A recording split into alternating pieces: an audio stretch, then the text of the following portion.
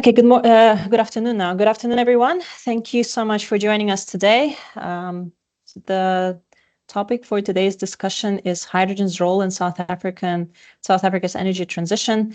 It has been a month of green hydrogen and generally hydrogen developments in South Africa, not only in South Africa, but I think in the whole Southern African region. There have been a number of conferences taking place, a lot of discussions, thought leadership. We thought we also had to participate in this discussion. So I would like to thank my colleague presenters today.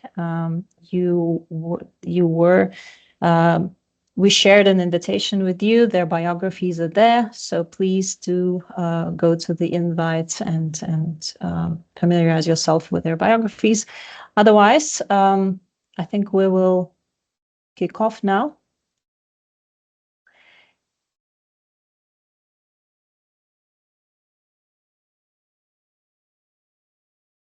So, as mentioned, maybe just a few words quickly on the admin for today's webinar.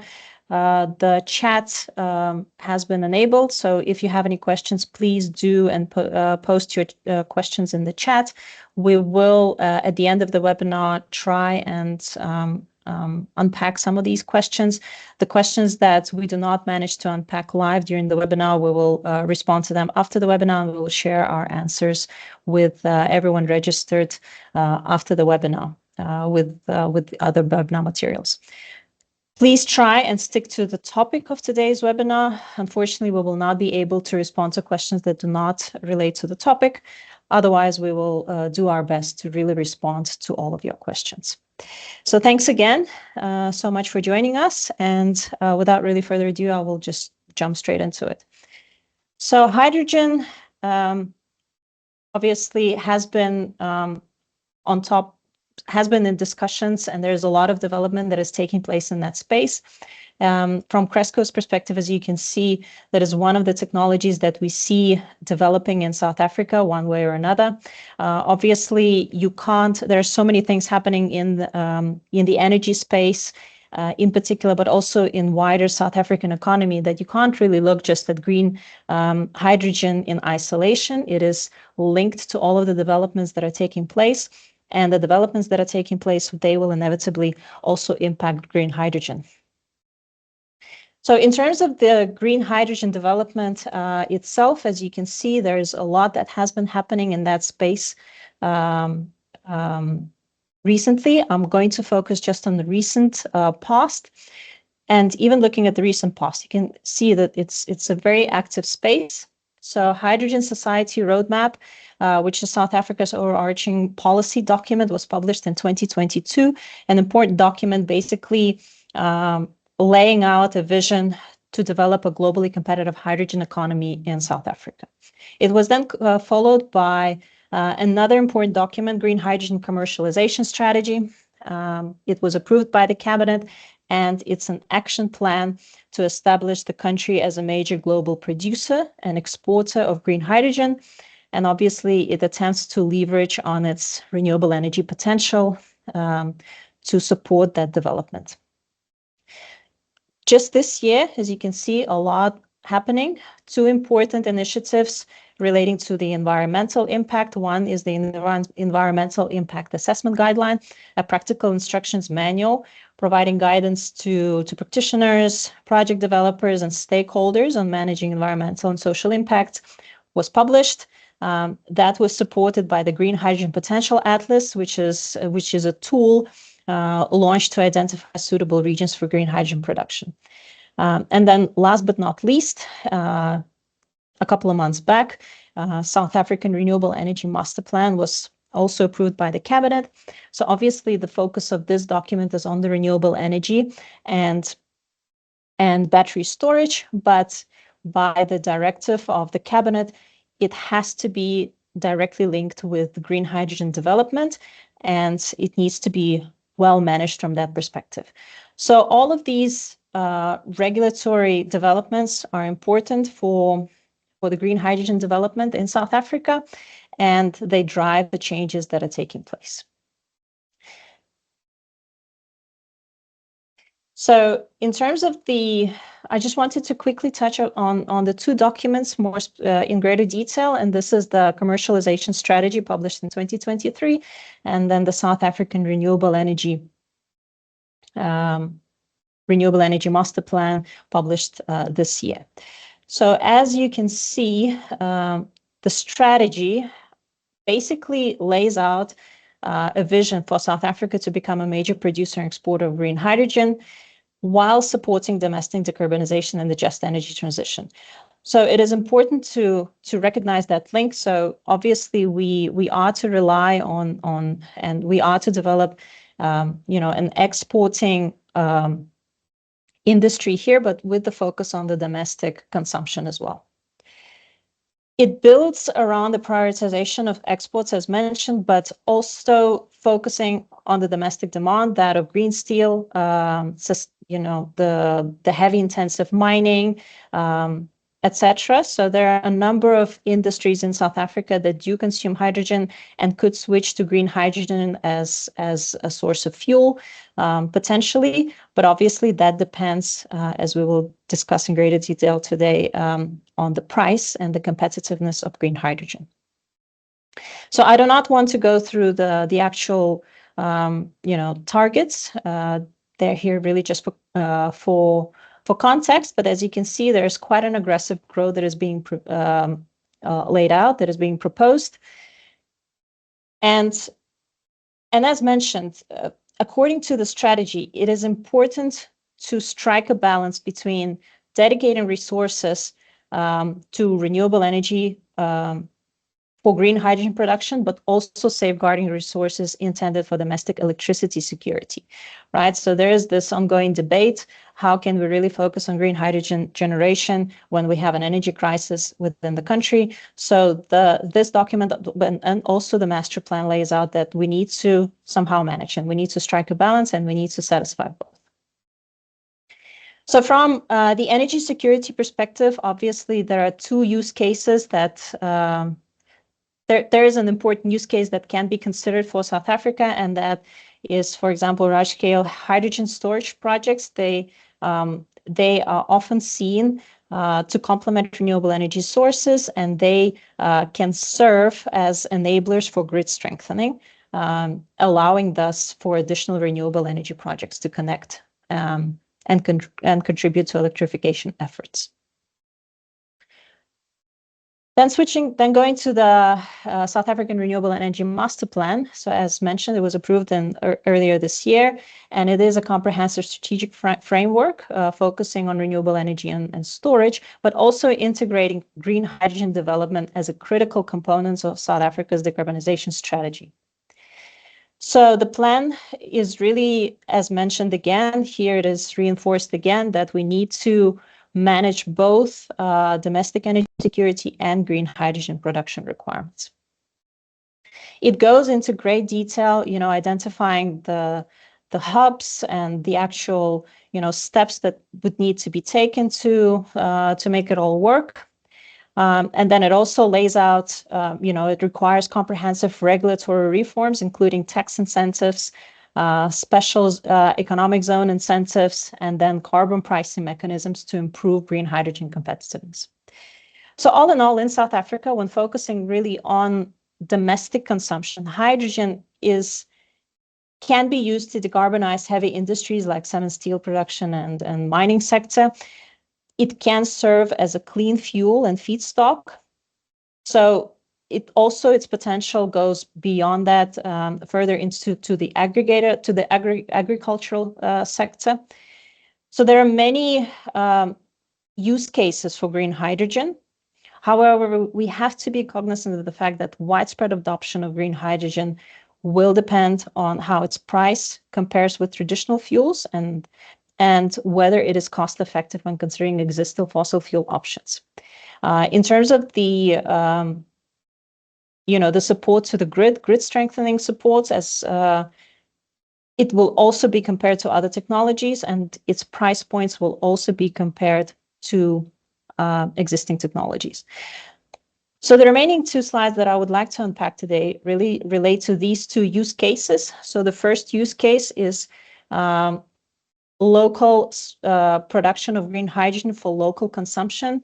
We actually, this is based on a project that we participated in. The intention was to create a smaller scale green hydrogen production here in South Africa, and the consumption was supposed to be also local. There are certain things that we could learn from this project, and this is really what I would like to take you through. So critical points for green hydrogen producers to consider. These are basically the lessons learned. So off-grid versus grid-tied production. We spent quite a bit of time exploring the best way to operate the site. What we discovered is that obviously an on-site solar PV or wind versus wheeled energy, actually creates quite a bit of difference. The main conclusion is that you want to run your hydrogen facility as much as you can, right? So operating it just for the 8 hours when you have the PV available is not enough, is not sufficient. It makes the tariff really excessively high, and you're underutilizing your facility. So one way or another, you need to make sure that you can utilize that site as much as you can, and you can really drive those.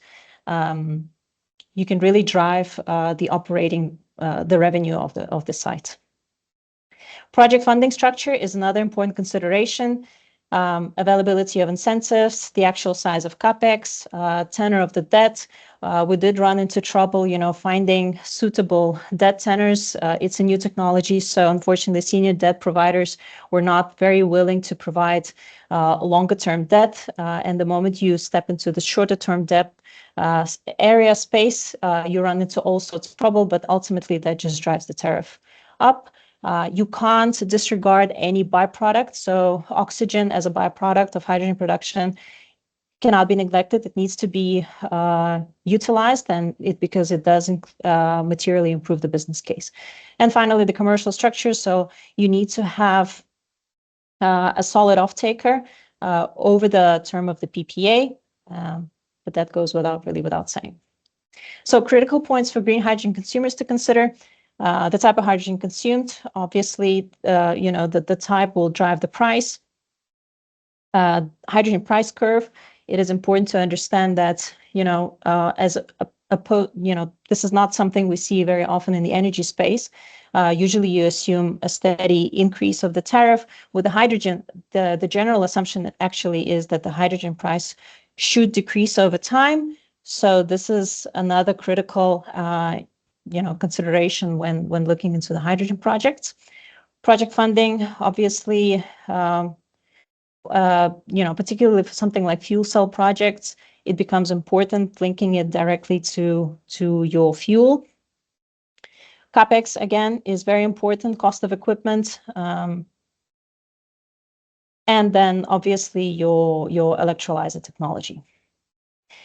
And finally, really critical points for all green hydrogen market participants. So generally, the market development trajectory, that is just something you need to always keep in mind of who will be the off-takers for the green hydrogen. You need to have a plan basically for the whole tenor of the project. Role of the government, we can't really state it enough. It needs to act as a locomotive for the new industry development. Hydrogen generally is just another way to store and transport energy. So it can be used to tap into those regions like Northern Cape that has no grid capacity at the moment. So that just provides with a potential solution. Obviously, it's not straightforward, it's not simple, but it's there to tap into that resource. And then ultimately, there should be commercial sense, right? So going back to my previous point, we need to, in terms of its competitiveness, it needs to just work. And really that final case study, again, that I wanted to touch upon. So we did look in quite a lot of detail at a standalone BESS project. The idea was to really, identify, investigate the feasibility of the project and see, what type of best tariffs we can really target with the project. So we did look across the different dimensions and scenarios, varying best sizes of grid versus grid type production, future changes of the time of the tariff, retail tariff structure, and also the time of use, revenue stacking options, and really the key conclusions that you can make out of this exercise. Charging best with on-site PV yields most competitive tariffs, but demands a large PV to ensure sufficient best charging. Best charge from the grid is financially feasible. That's not to say it's not feasible, it is, but we would need to manage it carefully to make sure we keep it as cost efficient as possible.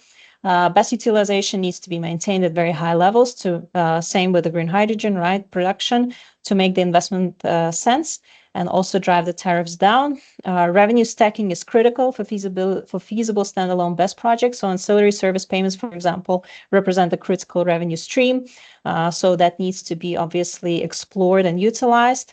And future retail tariff structure changes are important considerations for project viability. And as you can see in this table above, 1 Rand 60 is the best tariff that we could come up with for this type of BESS standalone project. And why I'm focusing on this is exactly that, this type of BESS project would compare directly with green hydrogen project, and thus the tariffs that you get for BESS are directly comparable with the green hydrogen, with the price of the green hydrogen, at least for this utilization case. Thank you. And I would like to just extend the word to Marco, who would provide us with additional insights in terms of the exporting options for green hydrogen. Thanks, Olga. Hopefully everybody can see my screen.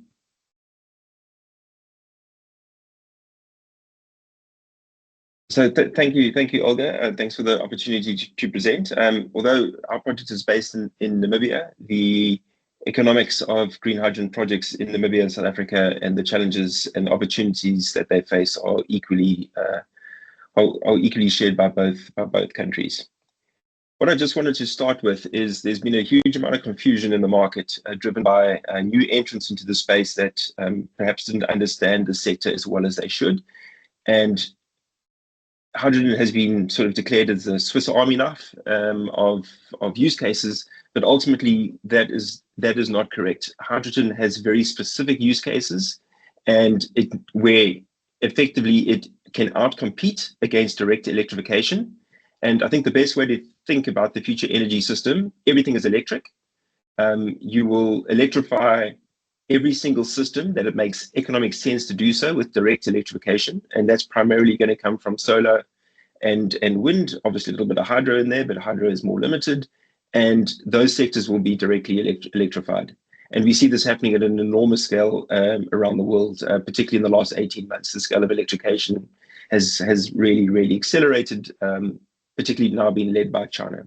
So where that leaves hydrogen is really in the hard-to-abate sectors. And I think this is where we've always focused as a project on these applications. But just to reconfirm, really, we see those opportunities being in the heavy-duty trucking, so not light trucking, heavy-duty, where in South Africa, typically you're hauling around coal, manganese, iron ore, all ferrochrome, all these bulk heavy products where you want to have a very limited weight of your battery in order to maximize cargo carrying capacity. Long haul aviation with ESAF, international shipping, steel productions, and the chemical industry, particularly in petrochemical refineries, which is a big user of hydrogen today, as well as the manufacture of fertilizers. And really, that is the sweet spot for hydrogen. And I think other applications that look to move sort of down into that low priority section are likely to struggle because they're going to be outcompeted by direct electrification in most instances, especially when you are dealing with decentralized systems. So where does that sort of leave us today? I think certainly there's been there's been a lot of headwinds in the green hydrogen sector over the last 18 months, in particular.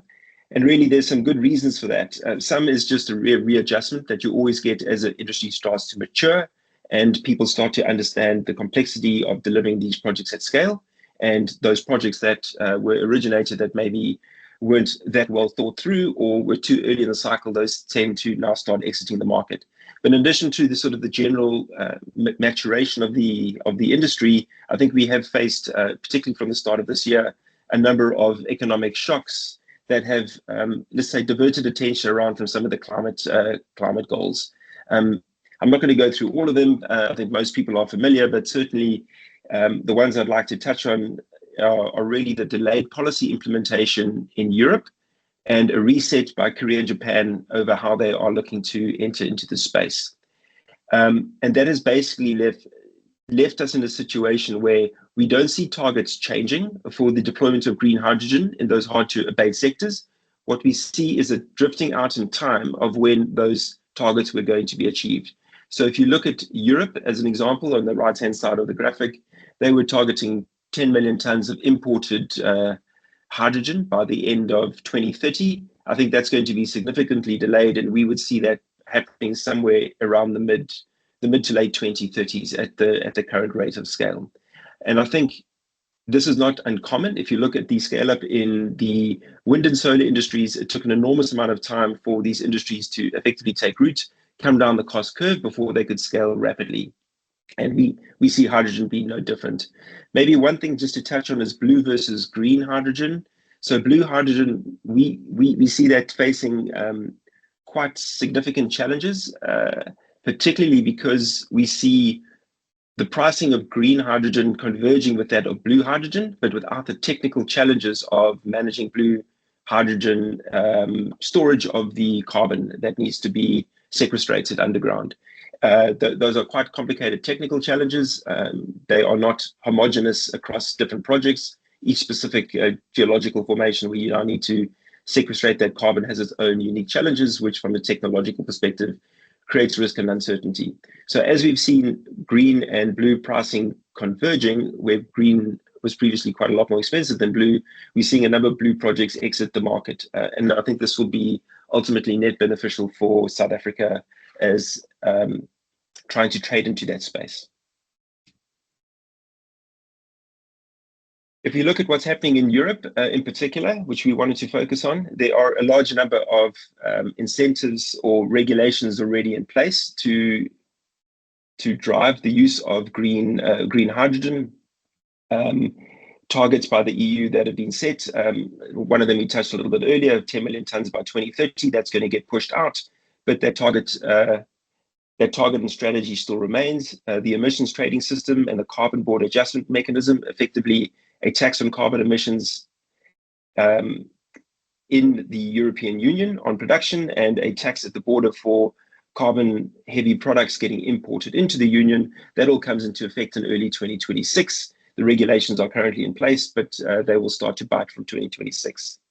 RED 3, which is the Renewable Energy Directive 3, this was adopted in November 2023, which sets out targets for the usage of green hydrogen, and specifically green hydrogen, not blue hydrogen, in industry and the transport sectors within the EU.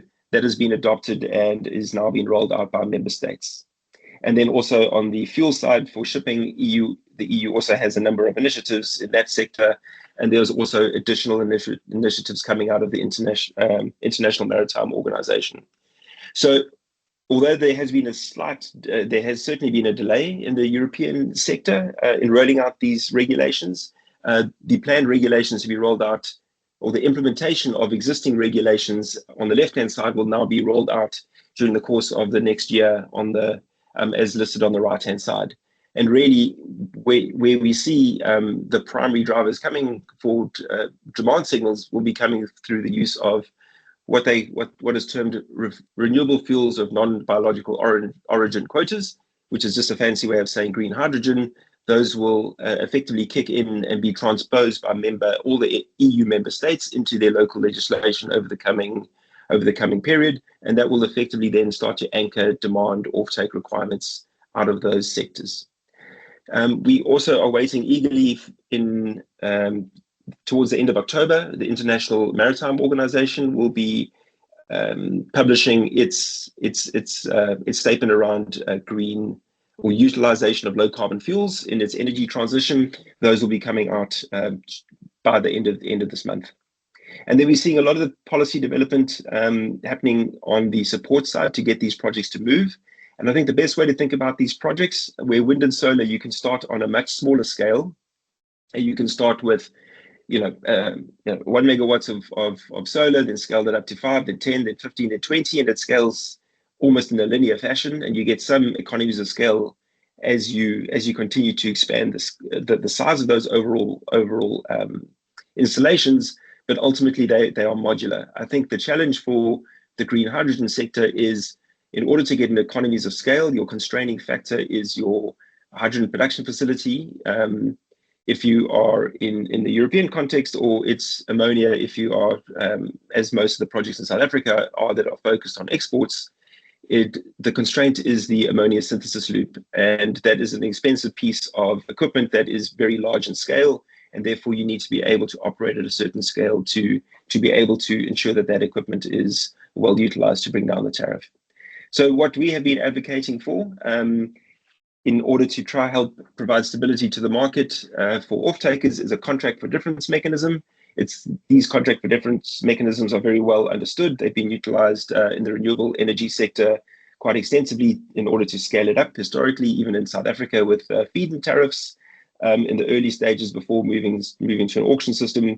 And really, in the absence of large-scale long-term demand and policy certainty, the contract for differences acts to provide a mechanism to bridge the price gap between green and grey hydrogen, as was the case for renewable energy and existing sources of energy in the electricity production in the old days.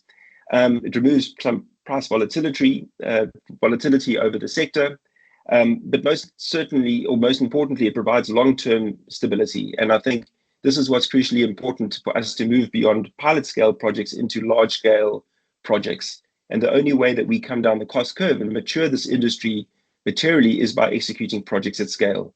The small-scale projects are helpful; they're useful. It's very important that that companies continue to develop pilot projects in order to prove the technology, to learn, to upskill internal resources. But ultimately, the only way we achieve large-scale use of hydrogen in the hard-to-abate sectors is by executing large-scale projects. And this would typically be, facilities that are going to produce more than 100,000 tons of hydrogen per annum. That's what we would call a large-scale facility, which is typically going to cost, many billions of US dollars. It's, 3 to 4 billion US dollars of capital expenditure to realize those projects. And I think that what we're going to see over the coming year is a far more strategic direction, or far more strategic focus by importer nations to partner with exporter nations to realize their green hydrogen import aspirations. Not all countries are created equal in terms of their renewable resource, the policies that are enabled to establish the industries, the infrastructure that needs to be developed to enable the flow of molecules at scale, and to come down the learning curve. And we expect there to be far more strategic thought by off-takers to start focusing on specific countries, regions, geographies to be large-scale partners for the future for the supply of green energy. Thank you, Olga. I think I've kept to my 10 minutes. Perfect. Thank you so much, Marco. And then next to Vimal. Okay. Yes, thank you. Thank you, Olga, and good afternoon, everyone. I'm going to talk to you today about how to unlock hydrogen applications and what are some of the current challenges that are faced in the economy. So first of all, just some forward-looking statements from my side, and essentially what it says, it's actually very difficult to predict the future. But the key messages I really want to leave you with is captured here on this slide here. And the first one is really to say that... Sorry, Vimal, I don't think we see you on your slides. Sorry, you don't see my screen? 1 second, let me share again.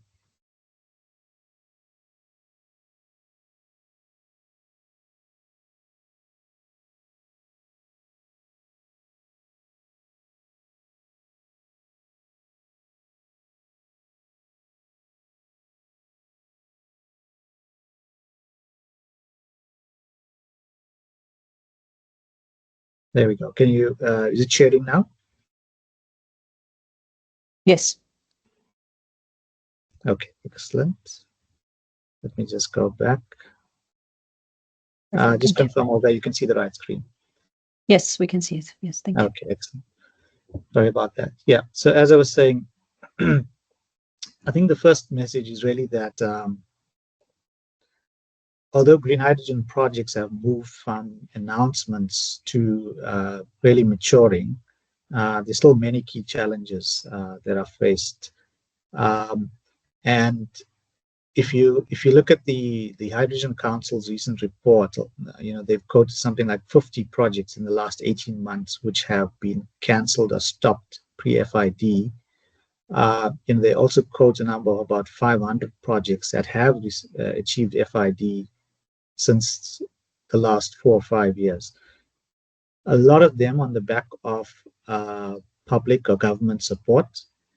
But the other key element to achieve project feasibility or bankability is really securing offtake. And that's why demand is critical.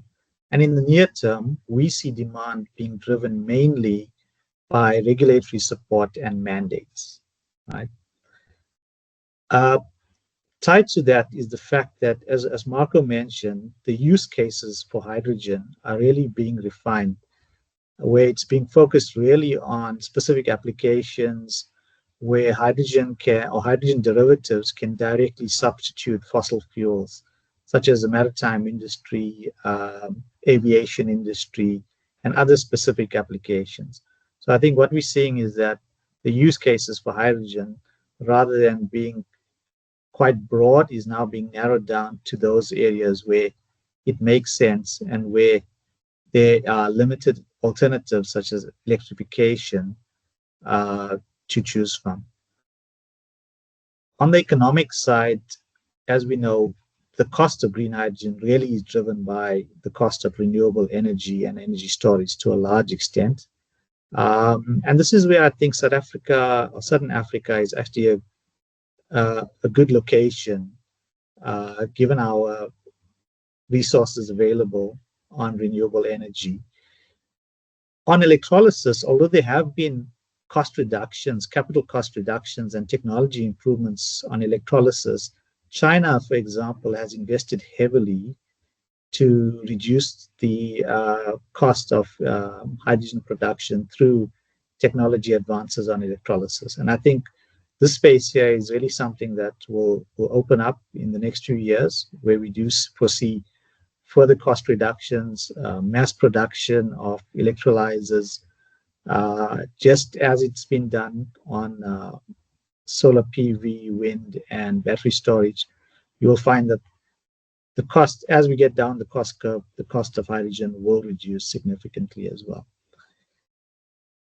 The fifth element is really around carbon capture scaling, which has really been slower than expected, and hence biogenic or bio-based carbon inputs are now becoming a lot more widely considered in conjunction with green hydrogen to produce those hydrogen derivatives that can be used in those applications that I mentioned. And the last thing is, I think when considering project feasibility or economics, one has to really look at how do you optimize all of these levers, including funding levers available that drives the lowest cost of production and therefore bridges the gap between fossil alternatives, market pricing, as well as the cost of production. So really, that's really the key levers that you have available. I mentioned that green hydrogen will play an important role in decarbonizing hard-to-electrify sectors. And although this graph at the bottom is a little bit outdated, it only goes up to 2024, the key challenges really remain the same. So it's the high capital cost, it's securing long-term offtakes, and again, it's about bridging the gap between, for example, a 20-year PPA on renewables versus a 10-year or a 5-year offtake on the hydrogen product, and how do you bridge that gap and manage that risk? And it talks also to market and pricing uncertainty that we see.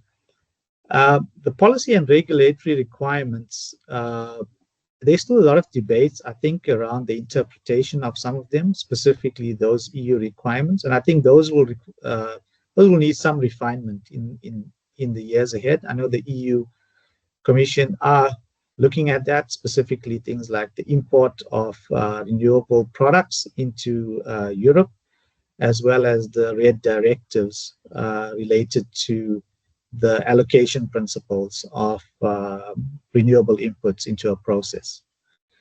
And the last thing is the lower cost alternatives that we've seen. So, for example, related to battery storage and electrification, direct electrification, those have really gained significant traction in some sectors.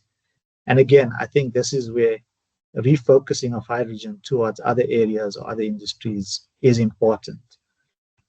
The one that we obviously as SASL are focusing on quite a bit is sustainable aviation fuels, because this is where we think there's really going to be a huge demand in future, which again is driven mainly by mandates and regulatory requirements in the aviation industry. And we expect the demand to grow to beyond 15 to 20 million tons per annum by 2030. And at that point, it will far exceed the capacity of HEFA type SAF that could be produced purely because the feedstock won't be readily available.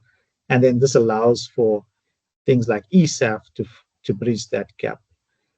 We've also seen that SAF mandates have now specified, or in the EU specify, for example, a certain percentage of RFNBOs or eSAF, essentially, and that will further increase the demand for hydrogen-derived SAF as a blend stock into aviation fuels. So sustainable aviation fuels, we see it as a key driver of hydrogen growth. And I think leveraging technology and other supply chain advantages, this is where South Africa has a distinct advantage to produce SAF and become a global hub for SAF production here. In terms of making decisions on hydrogen projects, I guess the first question one needs to ask is, when you consider a location, is there a well-articulated hydrogen strategy, for that region? And as Olga mentioned, with the South African Renewable Energy Masterplan, as well as the National Hydrogen Strategy, we think that's in place. And I think one should not discount the infrastructure advantages that we do have in South Africa as well. So besides the renewable resources, the logistics infrastructure, yes, there is a need to upgrade some of the transmission infrastructure, look at some of the logistics, but a lot of the basic building blocks are there if you compare it to a pure greenfields type area. The other thing I want to emphasize on this slide here is the integration of RE and batteries. Again, as Olga mentioned, we're seeing that the price of battery storage is reducing significantly. So as battery storage systems become a lot more cost competitive, the combination of cheap or lower cost RE and batteries potentially can give you the lowest cost of electricity and the highest utilization of electrolyzer capacity. And that really leads to a lower cost of hydrogen produced. So battery storage, we believe, can play an important role, and it can also play an important role in strengthening the grid and assisting in transmission ancillaries.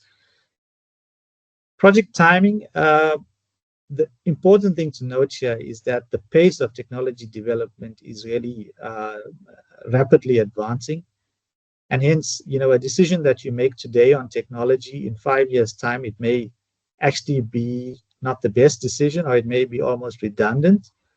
But, I think that's, one has to look at that as a positive as well, too, because it then gives you an opportunity then to refresh your technology, to move further down the cost curve, and to almost be then competitive against fossil fuel alternatives in time. The last slide I want to just leave you with is, for those of you who haven't seen this, Hydrogen Council just released last week, or 2 weeks ago, its annual report, the Global Hydrogen Compass 2025. So if you haven't seen it, please have a look at this. It's really an interesting read. I think firstly, it gives you some very good leader perspectives from CEOs of many leading industries. There's a lot of analytical assessments on the state of the hydrogen industry and facts and figures. And then very important, it also summarizes some of the lessons learned from the first wave of mature hydrogen projects. And again, I think the mantra of, build it and they will come probably doesn't apply here. And it's really leaning to us to say, secure your offtake, have firm commitments in terms of customers and pricing and certainty in terms of that. And that'll improve your chances of getting bankability and feasibility. And up to now, most of the projects that have been successful have done so with some form of regulatory or government support with them. So those are the key things to look forward to in the report. And I think that's really what I wanted to mention. So thank you very much for your time. Appreciate it. Thanks a lot, Vimal. Jacko? Thank you, Olga. Thank you, Vimal. Good afternoon, everyone. I'm Jacko Ferris. So I'm going to just, I know time is also against us and maybe you have a few questions. So my presentation will just broadly be about policy and ultimately policy to projects and what's happening from a South African perspective, what we've seen, and what still needs to be done in order to make sure that ultimately a lot of the projects that we're also involved in get off the ground. And I'm going to start just briefly touching on this. Olga already had a discussion around the broader policy framework that underpins hydrogen, and in particular green hydrogen in South Africa. And that is obviously the Hydrogen Society Roadmap. And that's the overarching policy, speaking to essentially what we would say the industrialization policy of South Africa using hydrogen as key. And that's obviously linked, as you know, South Africa actually has a long history with hydrogen, not in particular green hydrogen, but part of the HISA program was developing and localizing basically hydrogen for purpose of development of fuel cells and all the other different elements of developing a hydrogen economy. So that South Africa has more than 10-year experience and history, and actually has built up significant skills and expertise in the what we can call the broader hydrogen economy. And a number of South African universities have developed deep skills in this, whether it's fuel cells, electrolyzers, you name it. And that obviously builds ultimately the foundation for a much more solid hydrogen economy in South Africa. Now, part of the why, from a policy and law perspective, does hydrogen or green hydrogen become important from an energy use perspective, in particular from looking at the hard-to-abate sectors that the previous speakers have spoken about. So South Africa, as part of the global community, also has commitments from a climate change perspective, and there's opportunities. So decarbonizing our industry, so largely the electricity sector, Eskom, and using almost 80% of our power comes from coal or fossil fuels. So decarbonizing that sector, but also broadly the industry. But then the other element to that is obviously there's an opportunity for South Africa to also export green molecules in the form of either ammonia or e-methanol. And the market is the EU and South Korea and Japan. And these policies ultimately speak to that. So how can South Africa then reindustrialize also using green hydrogen? And each of these policies speaks to that fundamental, saying, how do we do that? How do we commercialize both from a domestic perspective in decarbonizing our hard-to-abate domestic industries, but also in parallel able to export actually these molecules to countries, in particular Germany and so on in the EU, that require or also have global commitments under the climate accords to decarbonize. So I'm not going to go into the detail of that, but all of this speaks to broadly climate commitments. And maybe one important point just from a policy perspective is, yes, on the one hand, we have commitments and we need to we as a country need to also decarbonize our industry, in particular electricity, as I mentioned. That's why we also have what we call the JET IP. So the Just Energy Transition Investment Plan, and that was approved by Cabinet during COP27 about 3 years ago.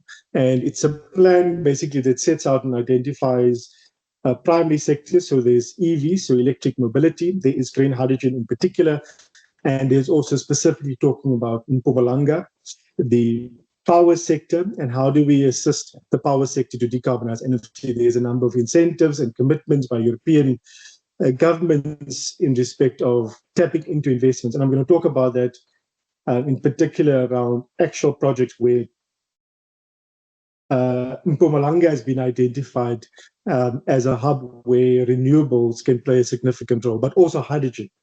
In particular in the power sector, and I know that's a bit controversial, but there are companies who are busy with what we can call power to power or hydrogen to power projects, and they are going through the process also locally. Have been designated, so the company is HDF Energy. They also referred to in the JET IP program. They also refer to in other government programs that specifically speaks about decarbonization and Mpumalanga in particular. Now, this is just an overarching snapshot, and I will call this the soft law.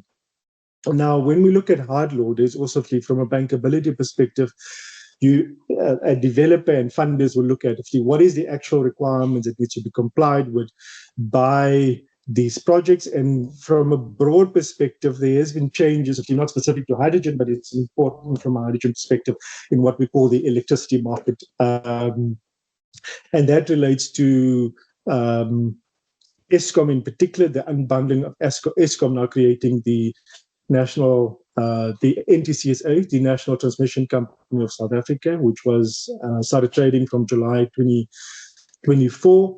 And obviously that's significant from a competition perspective in deregulating the market. There's a number of other aspects that will come into effect from next year in respect of the multi-market model, or that is the intention ultimately. And also NTCSA itself, in terms of its mandate as the National Transmission Company, which is speaking about wheeling, the framework around wheeling being the buyer of electricity, ensuring grid stability. And that's where if companies within the hydrogen economy, in particular around, yes, the production of molecules, and there's excess electricity, and potentially you can assist in grid stability. Or your primary focus is, if we can use HDF as an example, to supply power, then if there is the opportunity from an NTCSA perspective that you could provide grid services, grid stability, and so on. The other important factor, I think, from an electricity perspective is that in the South African context, the IRP, yes, there's been various draft iterations of the proposed update, but that has not yet been gazetted. It has not yet been approved, as far as I know, by Cabinet. It is with Cabinet, and there's an important document also from an electricity energy technology perspective. And the last iteration of the draft doesn't refer to hydrogen technology in particular, or the use of hydrogen within the electricity market specifically. It does mention it, but not in the form of a technology similar to BESS and other technologies. Another important development is also with reference to, so South Africa, or Eskom, NTCSA, released what we call the Transmission Development Plan, its first Transmission Development Plan last year, speaking about the grid stability and PSP. So PSPs is the concept of private sector participation framework. So basically saying, as Eskom, we don't have the money, to fund grid infrastructure. I think there's government estimates that to be in excess of 100 billion rand that will be required for grid stability in terms of developing new transmission infrastructure. And that framework is being developed by the National Treasury of South Africa and Eskom and Department of Electricity. And it's an important because that also helps whether you are a hydrogen developer or a primary electricity developer in respect of how do we get the actual electrons to those projects. So electricity, a lot of reform, very important from a hydrogen perspective. And then more broadly, when we talk about what's happening in South Africa, so a few years back, I think 2 years back, some of you might have heard of what we call the strategic integrated projects or SIPs under the Infrastructure Act. So a number of projects in South Africa has gotten SIP status. So what SIP status basically entails is, and it's not just limited to hydrogen in particular. So there's a number of other infrastructure projects in South Africa that qualify for SIP. So that is with its port, rail, other logistics. But the intention behind being declared as a SIP project is that you fast track all the other regulatory approvals that you require. So with this environmental authorization, water use license, and other approvals that you would require from a government perspective. I know one of the projects that we are directly involved in also declared as a SIP project, and they've now obtained, in the hydrogen space, they've now obtained, I think, of the 8 projects, which is integrated, they've obtained 6 of the 8 EIA approvals. So it's an important regulatory step by the South African government to streamline infrastructure projects. Another new development, I'm not going to go into any much detail on that, and because Olga has touched on it, the EIA guidelines issued earlier this year, the Green Hydrogen Potential Atlas, very important tool. Another important part is what we call PPPs and PSPs, and this becomes very important. What we've seen also for hydrogen PPPs, of it's private, public-private partnerships or private sector participation, and there has been reforms by the South African government issued this year, came into law on the 1st of June that helps private sector companies basically approach government to say, I have this great idea in terms of how I can assist in terms of infrastructure development. And all of these things are interrelated to hydrogen projects. One of the project, which is also in the public domain, is a waste to water. So how the South African municipalities or municipalities in the Gauteng region to deal with their waste water treatment issues, use that waste or sludge to produce e-methanol. And there's a project in the Vaal in respect of that. So all of these things are innovative and is assisting developers to be able to approach government to propose innovative solutions where they identify integrated projects, not just dealing with hydrogen in particular, but also dealing more broadly with social issues. And actually, that's what we want when we talk about these type of projects. SEZs in the context of bankability, I think if you are situated in a particular SEZ, it is important. And one of the SEZs in Gauteng that we are also involved in, and they're still busy with the gazetting, is the Vaal SEZ. So if you're providing incentives from an industrial development perspective, so locating your, and Vimal mentioned location is important, so locating your project in a particular SEZ could be critical from a bankability perspective, hopefully linked with all the other regulatory mapping that must be done based on your specific project. Another important, and I still have a few other slides, but I know we're going to run out of time. So molecules, from a South African perspective, there is not much amendments yet to the specific legislation. There is a draft bill on the Petroleum Products Act extending what actually petroleum products mean, and that would include also green products produced in the form of e-methanol and so on. A number of other requirements from a molecule perspective, the guarantees of origin, the standards and discussions with the South African Bureau of Standard, and I know there's discussions in South Africa, including discussions with the EU, as both Marco and Vimal has mentioned. a lot of issues with our ports. There's a lot happening there also from a PSP perspective. Government issued a request for information a few months ago. That's in progress. So there's a lot of opportunity and regulatory changes happening. It's currently a very slow process, but as we'd expected, to change the law takes time. But maybe just my last word, because I know we're running out of time. If you have any specific questions for me, please feel free. There is a lot of specific legislative mapping that must be done for each of the project, whether it's, if it's in energy sector, specifically touching hydrogen, if it's a molecule, ammonia, e-methanol, what you should be looking out for, what you should be doing, what is the incentives that you have, how do you tap into jet IP in particular, and if there's all the other speakers have spoken about. The most important part is you need to have a clear offtake agreement. There must be, if you're going to export your product, robust certification, compliance both from the EU and the South Africa perspective, and just managing the risk, because all of these projects are so, it's not just talking about renewables, but it's integrated projects that need to be dealt with. So I'm going to leave it at that because time is almost over. Thank you, Olga. Thank you. Thank you so much, Jacko. Yes, unfortunately, we have just 2 minutes left. So maybe a quick question, really, to close it off. And it relates actually to the one question in the chat. So maybe Marco and Vimal, to you, as you represent the organizations that actually try to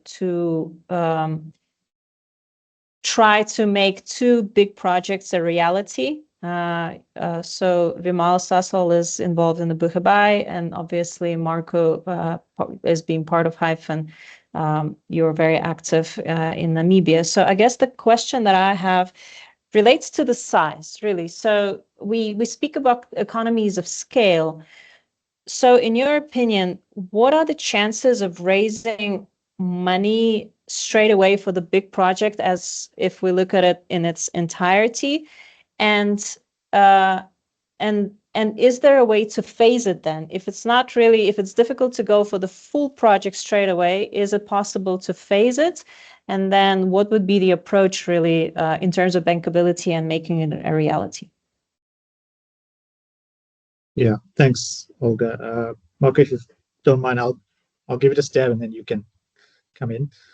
So absolutely right. I think when we talk about these large-scale RE projects, the best approach to take would be to take a bit of a phased approach.